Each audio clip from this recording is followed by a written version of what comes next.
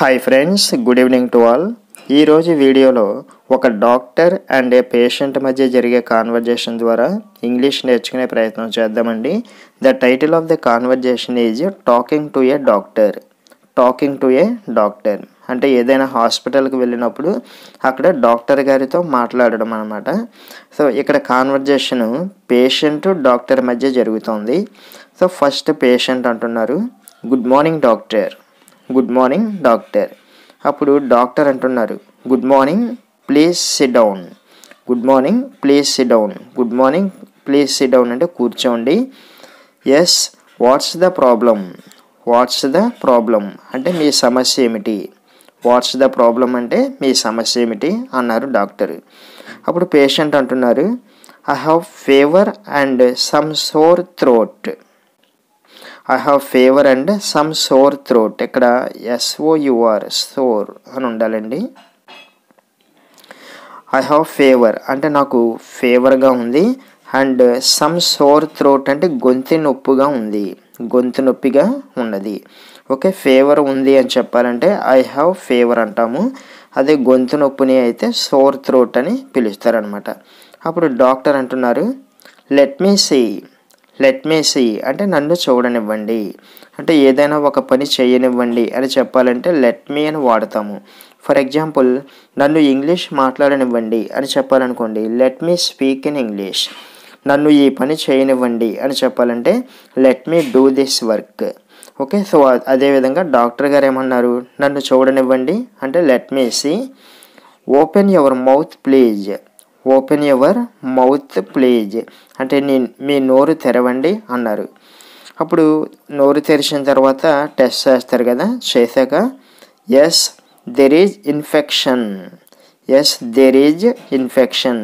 There is infection అంటే infection ఉంది. How much is the fever. How much is the fever. How much అంటే ఎంత. Okay, how much is the fever. Fever ఎంత ఉంది అన్నారనమాట. అప్పుడు పేషెంట్ అంటున్నారు, ఇట్ వాజ్ 101. 1010 కదండి, 1010 ఫీవర్ అంటే ఇంకేం ఉండదు. సో ఇట్ వాజ్ 101 అంటే 101 ఉంది. పేషెంట్ అంటున్నాడు, it was 101 when I started from home. When అంటే అప్పుడు, when I started from home అంటే నేను ఇంటి దగ్గర బయలుదేరినప్పుడు 101 ఉందండి అన్నారు. ఇక్కడ ఫ్రెండ్స్ మీరు అబ్జర్వ్ చేయండి ఒక విషయము, WAS వాజ్ అని యూజ్ చేశారు. ఎందుకంటే ఇదంతా కూడా పాస్ట్లో అనమాట. అంటే ఇంటి దగ్గర స్టార్ట్ అయినప్పటి విషయం కాబట్టి, అంటే గతంలో విషయం కాబట్టి వాజ్ వచ్చింది. అదే ప్రజెంట్ అనుకోండి ఈజ్ వాడతాము. ఈ సెంటెన్సెస్లో చూడండి, దెర్ ఈజ్ ఇన్ఫెక్షన్ అంటే ఇన్ఫెక్షన్ ఇప్పుడు ఉంది కాబట్టి ఈజ్ ప్రజెంట్లో.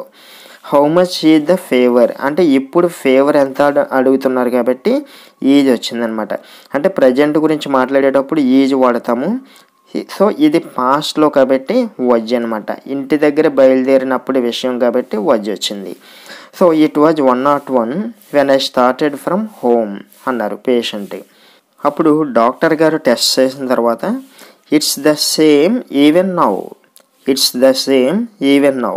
ఓకే, ఈవెన్ అంటే కూడా, నవ్ అంటే ఇప్పుడు, ఈవెన్ నవ్ అంటే ఇప్పుడు కూడా.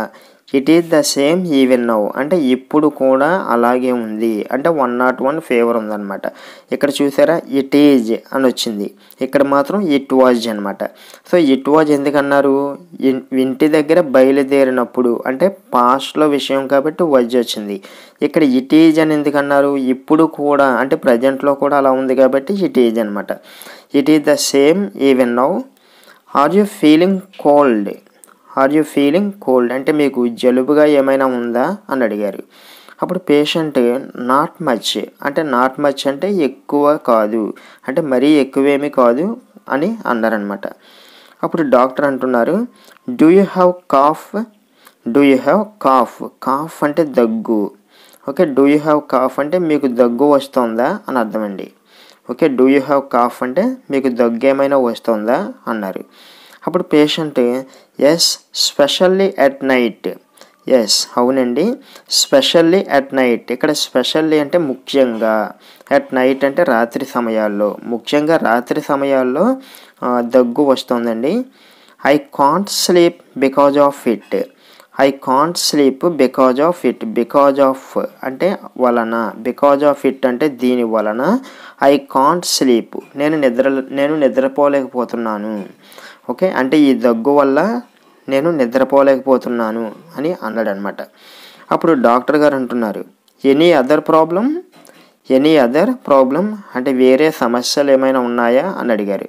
చూడండి, మనం ఇంగ్లీష్ మాట్లాడేటప్పుడు ఎప్పుడు కూడా కంప్లీట్ సెంటెన్స్ చెప్పాల్సిన అవసరం లేదండి.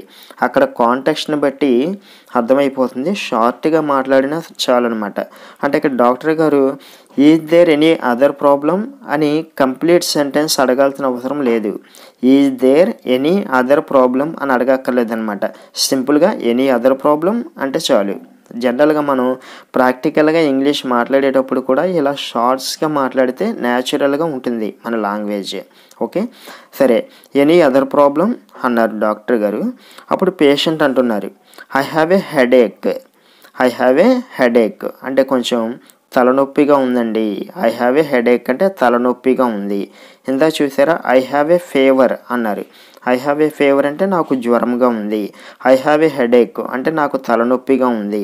అంటే హెల్త్ ప్రాబ్లమ్కి సంబంధించి ఏదైనా ఒక ప్రాబ్లం ఉంది అని చెప్పాలంటే మనం ఐ హ్యావ్ అని యూజ్ చేయొచ్చు అనమాట.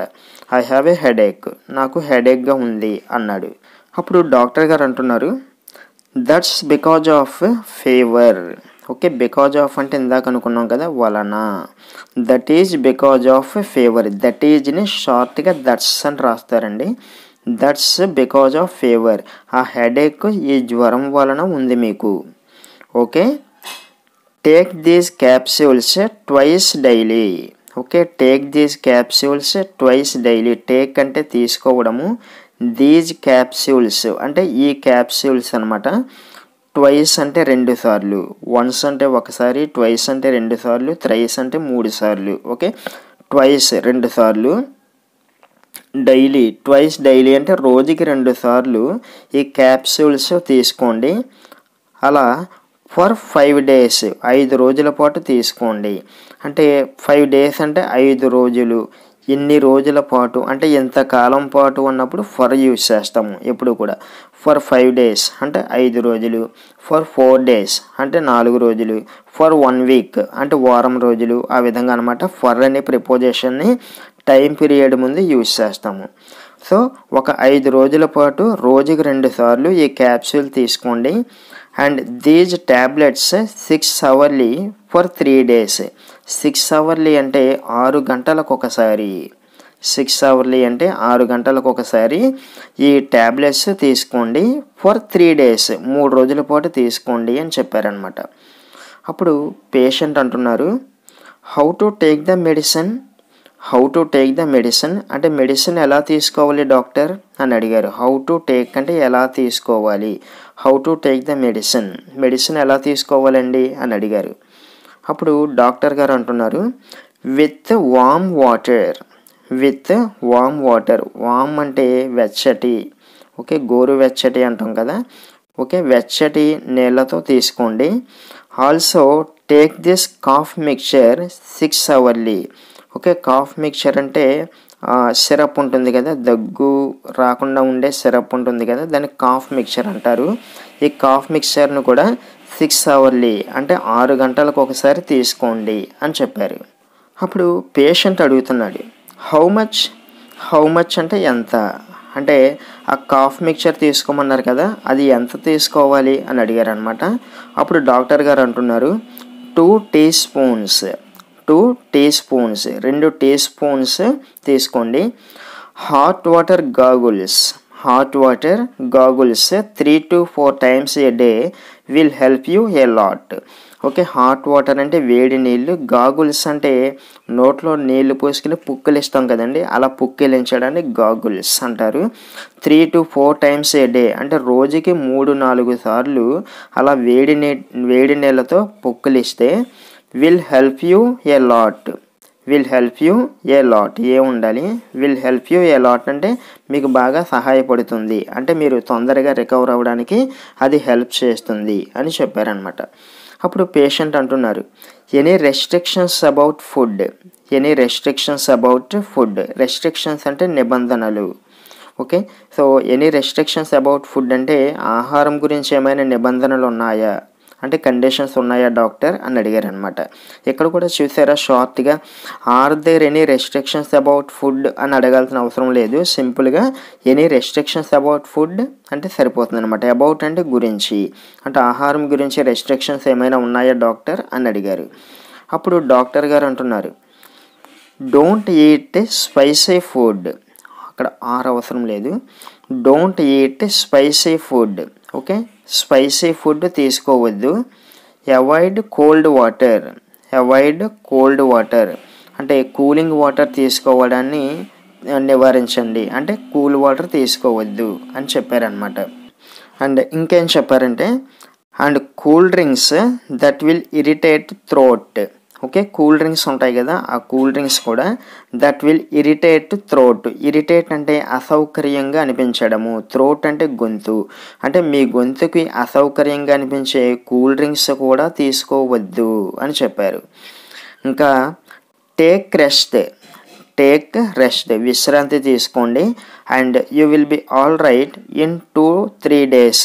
అంటే మీరు 2-3 రోజుల్లో ఆల్ రైట్ అంటే రికవర్ అయిపోతారు అని చెప్పాడు అనమాట. ఇక్కడ చూడండి, you will be all right in 2-3 days. ఇక్కడ 2-3 days అంటే ఫ్యూచర్ కాబట్టి విల్ బి వచ్చిందనమాట. ఓకే, అంటే 2-3 days అంటే రాబోయే 2-3 రోజులు అంటే ఫ్యూచరే కదండి. ఆ ఫ్యూచర్ని ఇండికేట్ చేయడానికి విల్ బి యూజ్ చేస్తాము. Okay, so you will be all right in 2-3 days. అప్పుడు పేషెంట్ అంటున్నారు, okay doctor thank you very much. Okay doctor thank you very much అని చెప్పేసి అక్కడి నుంచి వెళ్ళిపోయారనమాట. So friends, this is a small conversation between a doctor and a patient. So ఈ కాన్వర్జేషన్లో మనకి స్పోకెన్ ఇంగ్లీష్కి యూజ్ అయ్యే చాలా ఎక్స్ప్రెషన్స్ ఉన్నాయి కదా. సో మీకు వీలైతే ఒకసారి వీడియోని మళ్ళీ రీప్లేస్ చేసి అక్కడ సిచ్యువేషనల్గా ఎలా మాట్లాడుతున్నారు ఏంటి అనేది అబ్జర్వ్ చేయండి.